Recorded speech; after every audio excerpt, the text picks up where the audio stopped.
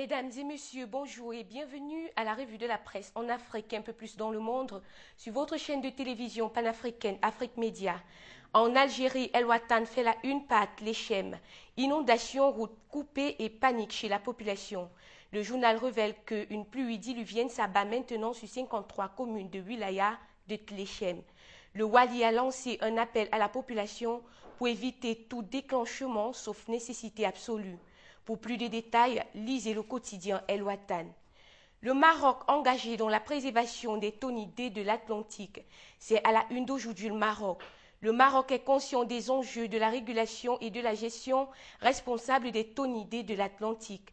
À ce titre, Azik Akanouk, ministre de l'Agriculture et de la Pêche maritime, a appelé lundi 12 novembre à Agadir à l'ouverture des travaux de la Commission internationale pour la conservation des tonidés de l'Atlantique à réfléchir sur des nouveaux instruments de régulation et de gestion responsables de ces ressources.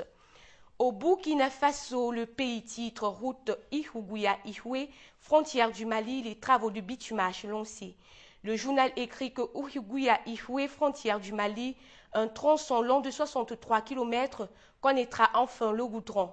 Le lancement officiel du projet de construction a eu lieu le lundi 12 novembre 2012 sous la présidence du Premier ministre Luc Adolphe Thiao, qui avait à ses côtés plusieurs membres du gouvernement et celui en charge des infrastructures et du désenclavement, Jean Béton Ouédraogo. La suite à lire dans l'édition du Pays au Burkina Faso. En Côte d'Ivoire, le patriote parle de génocide, crime de sang, atteinte à la sûreté de l'État. Simone Gbagbo, cuisinière. Nouvelle loi sur le mariage, l'homme n'est plus le chef de la famille. Système sécuritaire, Israël s'engage aux côtés de la Côte d'Ivoire. Tous ces titres sont à lire dans le journal ivoirien Le Patriote.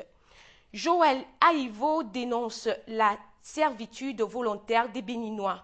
Titre la Nouvelle Tribune au Benin. J'ai beau me frotter les yeux, je ne vois que les mêmes. Au Bénin comme dans la diaspora, les mêmes. Dans un nouveau rôle, sans cataclysme politique et sans aucun événement majeur, ne justifie ces revirements. Ce rassemblement peut-être, mais pas la réédition. La suite des déclarations de M. Aïvo sont à lire dans les colonnes du journal béninois La Nouvelle Tribune. Commune de N'Djamena, Hadji Etir Déby Itno assure l'intérim. Peut-on lire à la titraille du journal du Tchad.com. Le journal souligne qu'elle remplace à ce poste le maire Djibé Ibet, suspendu de ses fonctions, et que la cérémonie j'y arrive, s'est déroulée ce 13 novembre 2013 en mi-journée.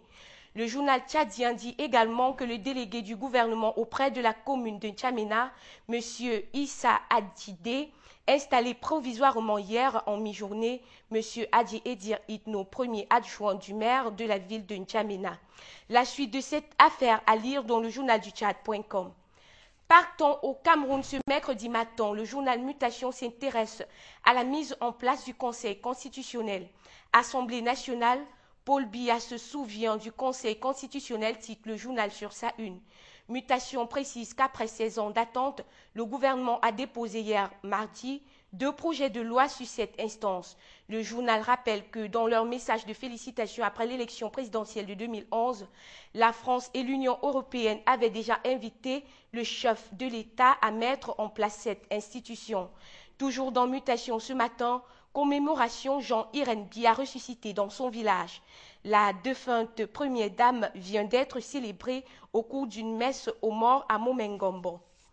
Toujours au Cameroun, le Messager titre sur sa une « Faux dans un contrat foncier, un avocat et un notaire traînés en justice ».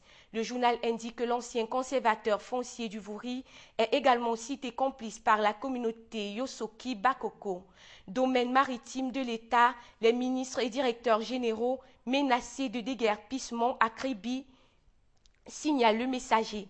Le journal fait savoir qu'avec d'autres apparatifs du régime, ils sont accusés d'occupation illégale.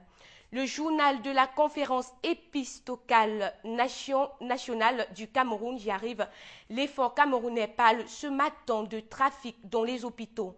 Dans un dossier de 2 pages, l'effort camerounais fait savoir que le trafic des organes humains dans les morgues est une triste réalité au Cameroun et indique que ce commerce macabre suscite indignation et tristesse au sein de l'opinion.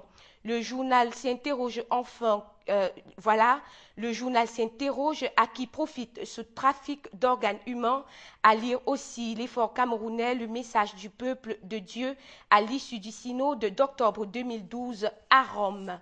Restons encore un instant au Cameroun pour lire dans la lettre de la Bourse. Le journal révèle que l'autopsie du rapport Kobak dans l'affaire Africa First Bank est controversée. Le dossier de 4 pages réalisé par la lettre de la Bourse signale que la Kobak exige un plan de restructuration de la banque. La première mission de vérification de la Commission bancaire africaine n'est pas arrivée à terme, affirme ce journal. Le résumé des investigations à lire dans ce journal, qui indique aussi que le directeur général de la Camerco, Evan Alex Elk, est traduit en justice par un syndicat de transport aérien qui l'accuse d'avoir indûment perdu une somme de 6 millions de francs CFA, tandis qu'à AES Sonel, révèle le journal, les employés revendiquent 39% du capital de l'entreprise en vertu de lois portant code de travail et conformément au régime de la prime de productivité.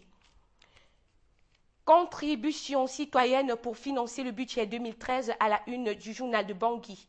Selon le journal, chaque citoyen centrafricain devra apporter son concours pour le financement du budget 2013.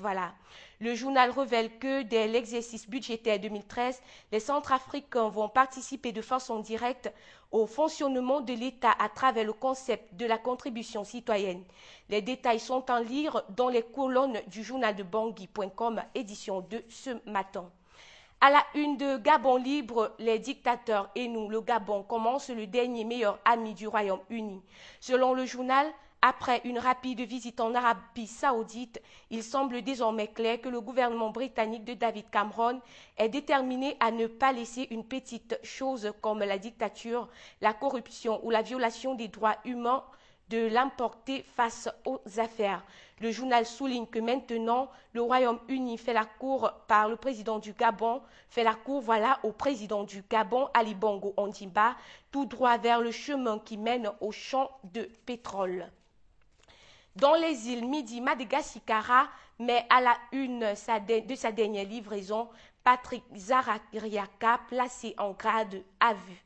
Le journal parle d'un rebondissement hier dans l'affaire de poursuite judiciaire pour diffamation contre les droits dictateurs de publication de Midi. Gazitico et La Nation ainsi que les Tangalemana à l'origine des révélations sur le présumé trafic de bois de rose. Les détails sont en lire dans les colonnes du journal Midi Madagascar. Mesdames et messieurs, c'est tout pour cette revue de presse. Restez en compagnie des programmes d'Afrique Média.